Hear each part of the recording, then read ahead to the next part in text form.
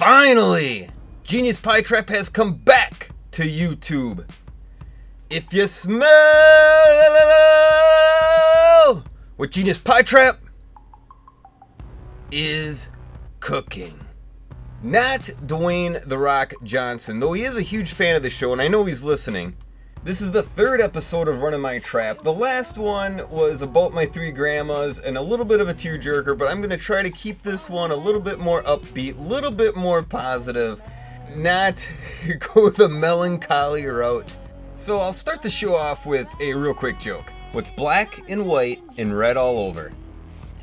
If you said a newspaper, wrong. If you said a sunburned zebra, wrong. If you said a skunk in a blender, wrong. If you said a nun on her period, wrong. If you said betrayer, ding ding ding ding ding, you sir are a motherfucking winner.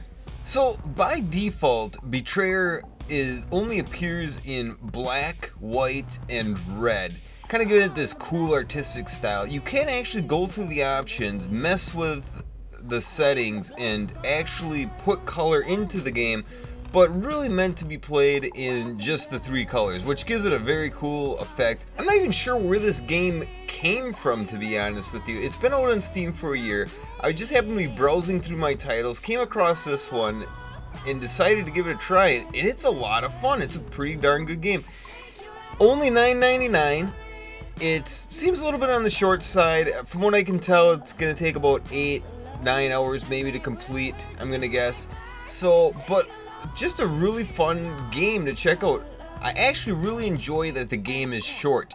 It's the right length that it doesn't wear out its welcome. It doesn't just keep on repeating stuff and adding areas and quests just to make itself longer. I think games can just run into this problem where they're adding more content just to add more content. I would rather pay less for a game and have it be short and good than pay a full $60 for a 30-40 hour long game, but I only enjoy 10 hours of it. Another great reason for me to check out this game is to check out my new ultra wide screen gaming monitor that I just picked up.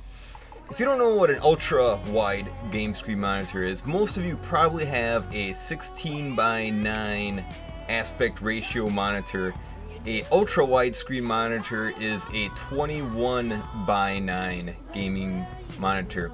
Now I have 2 monitors side by side. I'll show you guys a picture. The one on the left is a 16:9 aspect ratio, 2560 by 1440, 29 inches. The one on the right is a 21:9 aspect ratio, 2560 by 1080 resolution. Both of these monitors are 29 inches, so they both have the exact same screen space, but are just shaped differently. Now normally I wouldn't have picked this up, but I found an absolute screaming deal on it that I just could not pass up, so I had to get it just to try it. I've had mixed results for the most part. Now let me just first talk about disadvantages. Disadvantage is most people don't have a 21:9 viewing monitor, so anything I record on that goes to YouTube, I have to use the 16:9 gaming monitor. Otherwise it just shows black bars and doesn't give a full viewing area when you look at the screen. Also, many games don't support the 21:9 viewing angle, so that's also another issue because it'll show black bars on the sides or it'll show black bars all around, and you're basically ending up with a lot smaller viewing area.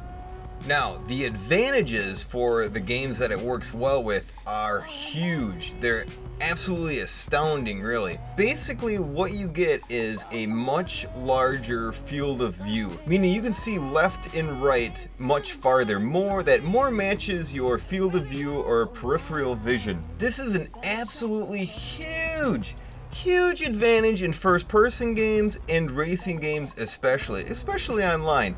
Even games like Rocket League, it almost feels like I'm cheating playing Rocket League on the 21:9 gaming monitor because it's so much easier to find the ball, score goals, just because you can see so much more of the field as you can with a 16:9 monitor.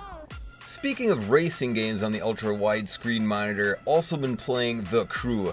The Crew is a great example of ultra widescreen gaming, how it works well, but still with a lot of games doesn't quite work exactly how it's supposed to.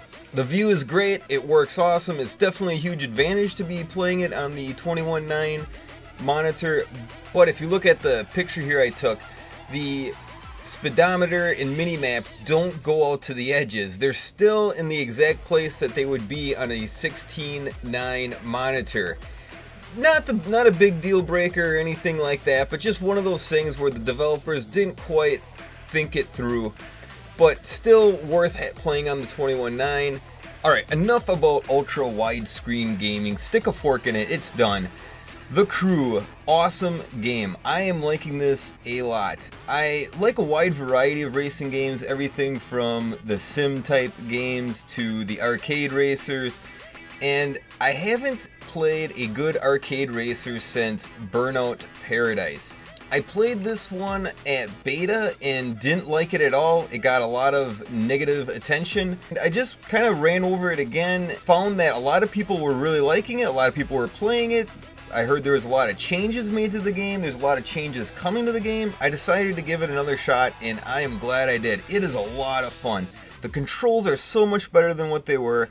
Just runs great, excellent game. This is an open world racing game where you can literally drive across the entire United States without stopping, not even to take a piss break at the gas station. The map is just absolutely huge. The environments are very diverse, meaning if you're going through the Midwest, you're gonna see cows and things like that, and if you're going through Colorado, you're gonna see snowy mountains, and if you're going through Nevada, you're gonna see deserts and things like that. So there's just a huge wide variety. Plus, nothing beats that feeling of getting to point A and B by any means necessary, whether that's by crashing through a bunch of cars, or cutting through a forest, or jumping off of a cliff, or going through a farmer's field. It's all fair game in The Crew, and it makes it fun. Very, very high on this game. I definitely recommend it. I know it's been out for a while, but so many changes to it. It deserves another look by a lot of people, especially if you're into the arcade racing games. Alright, last game for this week's episode, we got the Guild of Dungeoneering. Before I talk about this game, I just want you guys to take a listen to some of the music.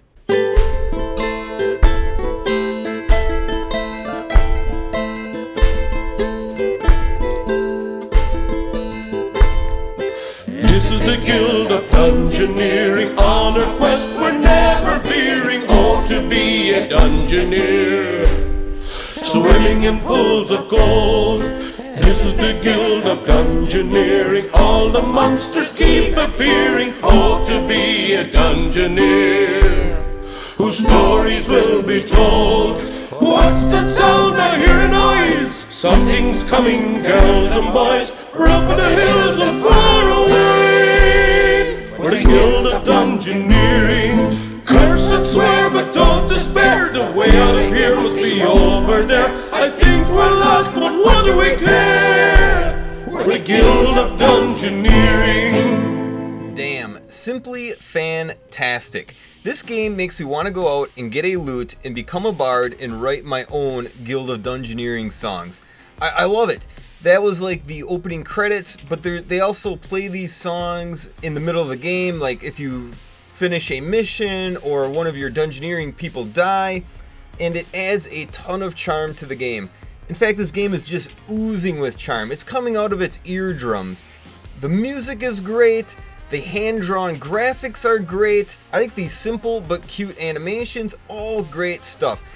It's a roguelike card battling game, and to me that is just something that I had to play, I had to check out because I like that sort of thing. All that being said, this is a perfect example of a game that should have gone to early access before they released it.